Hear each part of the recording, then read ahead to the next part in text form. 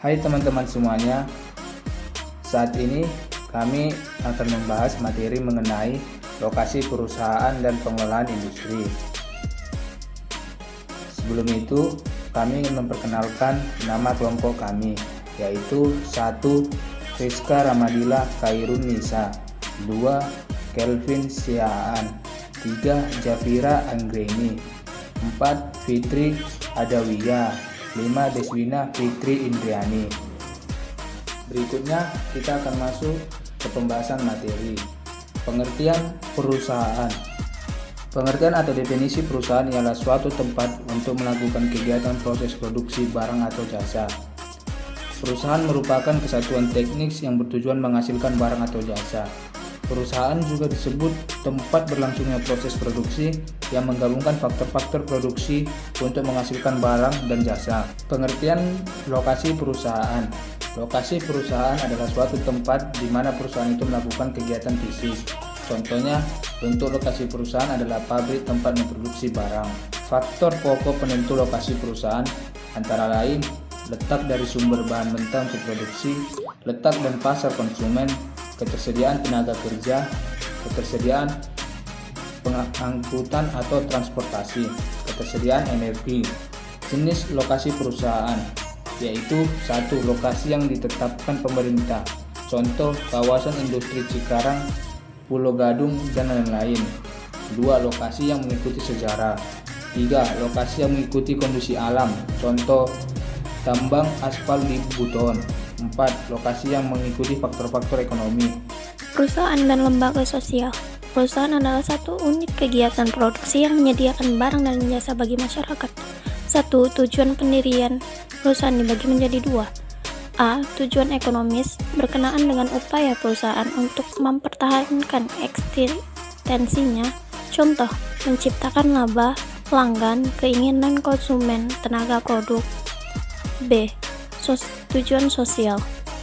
Perusahaan memperhatikan keinginan investor, karyawan, penyedia, faktor produksi, maupun masyarakat luas. Perubahan sebagai suatu sistem. Sistem adalah suatu kegiatan dari unit yang saling berinteraksi baik secara langsung atau tidak langsung dalam rangka mencapai tujuan tertentu. A. Pemilik modal, pengelolaan keuangan dan kemajuan perusahaan. B. Kepada lembaga penelitian, membantu pendanaan. C. Kepada pekerja, membayar gaji dan memenuhi fasilitas kerja. D. Kepada konsumen, menyediakan barang dan jasa yang bagus. E. Kepada pemerintah, membayar barang. Fungsi-fungsi perusahaan. Ada 2 fungsi perusahaan apabila kedua fungsi tersebut dijalankan dengan lancar, terkoordinasi, terintegrasi dalam rangka mencapai tujuan perusahaan. A. Fungsi operasi. Pembelian dan produksi, pemasaran, keuangan, personalia. Fungsi operasi pertama perusahaan: akuntansi, administrasi, teknologi informasi, transaksi dan komunikasi, layanan umum, dan fungsi operasi penunjang. B. Fungsi manajemen, perencanaan, perorganisasian, pengarahan, pengadilan. Bila keduanya berjalan dengan baik, perusahaan akan menjalankan operasinya dengan lancar, terkoordinasi, terintegrasi dalam rangka mencapai tujuan. Sifat sistem perusahaan. A. Kompleks. B. Sebagai suatu kesatuan atau unit. C. Sifatnya beragam. D. Saling menguntungkan. E. Dinamis. Ciri-ciri perusahaan mencerminkan kekhasan yang membuat perusahaan bersangkutan mudah dikendali. Ciri-ciri umumnya: A. Operatif. Adanya aktivitas ekonomi yang berkenaan dengan kegiatan produksi, penyedia, atau distribusi barang dan jasa. B. Koordinatif. Diperlukan koordinasi semua pihak agar saling mendukung satu sama lain untuk mencapai tujuan. C. Reguler. Untuk mencapai kesinambungan, perusahaan diperlukan keteraturan yang dapat mendukung aktivitas agar dapat selalu bergerak maju. D. Dinamis. Lingkungan selalu berubah, oleh karena itu mampu mengikuti dan menyesuaikan diri terhadap perubahan. E. Formal. Tunduk terhadap peraturan yang berlaku setelah memenuhi persyaratan pendirian. F. Lokasi. didirikan pada tempat tertentu dalam kawasan yang secara geografis jelas. G. Pelayanan bersyarat. Keberhasilan perusahaan tersebut terhadap visi misi dalam suatu kawasan yang secara geografis jelas. Berbagai macam lingkungan dan pengaruhnya terhadap perusahaan dibagi menjadi dua. Yang pertama, lingkungan eksternal. Lingkungan ini berpengaruh tidak langsung terhadap kegiatan perusahaan. Lingkungan eksternal dibedakan menjadi dua bagian. Yang A, lingkungan eksternal makro, berpengaruh tidak langsung terhadap kegiatan usaha. Yang B, lingkungan eksternal mikro, yang berpengaruh langsung terhadap usaha. Yang kedua yaitu ada lingkungan internal. Lingkungan internal adalah faktor-faktor yang berada dalam kegiatan produksi dan langsung memengaruhi hasil produksi.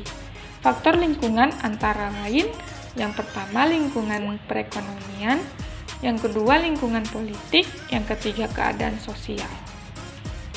Tentuan lokasi perusahaan paling tidak berdasarkan dua pertimbangan, yaitu yang pertama ada faktor primer. Faktor primer merupakan faktor yang harus dipenuhi agar industri itu tetap berjalan. Jadi faktor primer ini adalah faktor yang utama. Yang kedua ada faktor sekunder. Faktor sekunder merupakan faktor yang tidak harus dipenuhi, namun akan lebih baik jika tetap dipenuhi.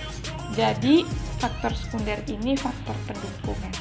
Faktor primer dalam menentukan lokasi perusahaan yaitu yang pertama dekat dengan pasar, yang kedua dekat dengan bahan baku, yang ketiga tersedia lapangan pekerjaan, yang keempat terdapat fasilitas transportasi, yang kelima tersedia sarana dan prasarana seperti listrik, air, dan sebagainya. Yang keenam, kondisi adat istiadat masyarakat setempat. Kedua, ada faktor sekunder. Faktor sekunder dalam menentukan lokasi perusahaan yaitu yang pertama biaya investasi, yang kedua prospek perkembangan wilayah, yang ketiga perluasan lokasi, yang keempat terdapat fasilitas pendukung, yang kelima iklim dan tanah. Penentuan lokasi perusahaan. Pemilihan lokasi sangat penting, mengingat kesalahan dalam analisis akan menambahkan biaya yang harus dikeluarkan. Misalkan permasalahan tempat untuk biaya produksi yang tinggi, maka harga jual menjadi kurang kompetitif. Pemilihan lokasi bergantung pada jenis usaha atau investasi yang dijalankan. Terdapat 4 lokasi yang harus dipertimbangkan sesuai kebutuhan perusahaan, yaitu yang pertama, lokasi untuk kantor pusat, kedua lokasi untuk pabrik, ketiga lokasi untuk gedung, dan yang keempat itu lokasi kantor cabang. Metode pemilihan lokasi ada 3, yang pertama metode penilaian hasil, kedua metode perbandingan biaya, dan yang ketiga metode analisis ekonomi. Layout perusahaan didefinisikan sebagai tata letak atau susunan fasilitas, mesin-mesin dan peralatan perusahaan yang dimiliki oleh perusahaan. Keuntungan adanya layout yaitu ada 7. Yang pertama, memberikan ruang gerak yang memadai untuk beraktivitas. Yang kedua, pemakaian ruangan menjadi efisien. Ketiga, mengurangi biaya produksi. Keempat, aliran material menjadi lancar. Kelima, biaya pengangkut material menjadi rendah. Keenam, kebutuhan persediaan rendah. Dan yang ketujuh, memberikan kenyamanan, kesehatan, dan keselamatan kerja yang lebih baik. Penentuan tata letak yang baik itu terbagi menjadi 5. Yang pertama, kapasitas dan tempat yang dibutuhkan. Yang kedua, peralatan untuk menangani material yang baik. Yang ketiga, lingkungan dan estetika. Keempat, arusan informasi. Dan yang terakhir, biaya perpindahan. Sifat produksi yang pertama itu ada ekstraktif. Produksi jenis ini mengambil sesuatu dari alam untuk kemudian diubah, lalu melempar hasil produksi ke pasar. Yang kedua itu analitis, produksi yang menggunakan jenis bahan mentah untuk memproduksi 2 atau lebih barang jadi. Yang ketiga sistematis, produksi ini menggunakan beberapa bahan untuk memproduksikan satu macam barang. Dan yang terakhir itu pengubahan, produksi ini di mana bahan mentah hanya diubah dibentuknya. Jenis pengolahan industri. 1. Produksi kontinu, perusahaan yang memproduksi barang secara terus-menerus. 2. Produksi tidak kontinu adalah perusahaan yang memproduksi barang-barang sesuai pesanan orang. Pengertian operasional industri. Operasional industri adalah segala kegiatan yang dilakukan secara sistematis, berkaitan dengan teknik memperoleh input faktor produksi, kemudian dilakukan pengolahan barang atau jasa agar siap dijual. Standarisasi dan normalisasi. Standarisasi adalah pengurangan variasi-variasi hasil produksi sehingga barang yang diproduksi menjadi satu jenis, satu bentuk, satu kualitas, dan satu warna. Normalisasi adalah perluasan dan standarisasi. Kalau standarisasi dilakukan oleh sebuah perusahaan, maka kalau normalisasi dilaksanakan oleh sejumlah perusahaan. Kesimpulan, lokasi perusahaan adalah tempat usaha beroperasi atau tempat usaha melakukan kegiatan untuk menghasilkan barang dan jasa yang mementingkan segi ekonominya. Lokasi usaha adalah hal utama yang perlu dipertimbangkan. Lokasi strategis menjadi salah satu faktor penting dan sangat menentukan keberhasilan usaha.